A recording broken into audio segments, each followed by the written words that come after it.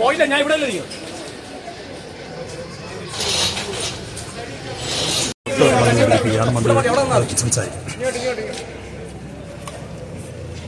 റെഡിയായില്ല.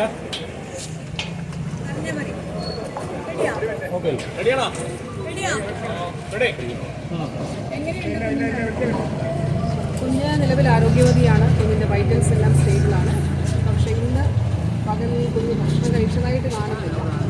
അപ്പോൾ നിർജ്ജലീകരണമുണ്ട്, ഡീഹൈഡ്രേഷനുണ്ട്. അപ്പോൾ അതിൻ്റെ ഒരു ക്ഷീണവും തളർച്ചയുമാണ് കുഞ്ഞിനുള്ളത്. കുഞ്ഞിന് മറ്റ് ആരോഗ്യ പ്രശ്നങ്ങളൊന്നും ഉള്ളതായിട്ട് കാണുന്നില്ല. ഇനി മറ്റ് വിശദമായിട്ടുള്ള പരിശോധനകൾ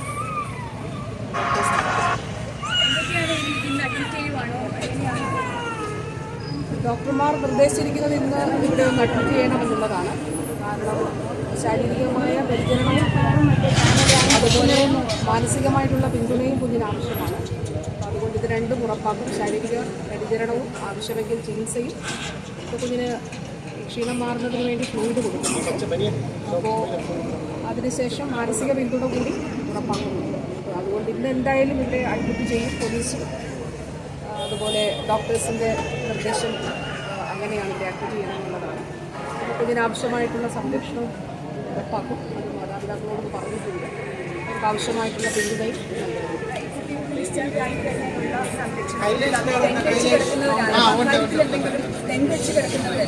വനിതാ ശിശു വികസന വകുപ്പ് ഈ കുഞ്ഞിനെ കൂടാതെ 3 കുഞ്ഞുങ്ങൾ കൂടി ഈ മാതാപിതാക്കൾക്കുണ്ട്. അപ്പോൾ വനിതാ ശിശു വികസന വകുപ്പ് ആവശ്യമായിട്ടുള്ള സംരക്ഷണം, ചെറിയ കുഞ്ഞുങ്ങളാണ്, അവരും ആൺകുട്ടികളാണ്. അപ്പോൾ വനിതാ ശിശു വികസന വകുപ്പിൻ്റെ മന്ദിരങ്ങളിൽ അവരെ താമസിപ്പിക്കാവുന്നതാണ്.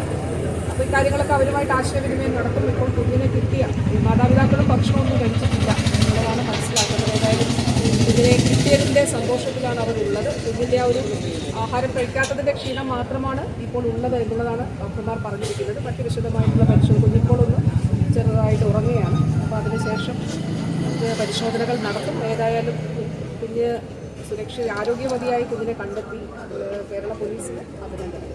ഈ കുട്ടി അച്ഛനോടും അമ്മയോടും എങ്ങനെ സംസാരിച്ചതായി പറഞ്ഞോ ഡോക്ടർമാർ? കുഞ്ഞ് അവരോട് റെസ്പോണ്ട് ചെയ്തിട്ടുണ്ട്.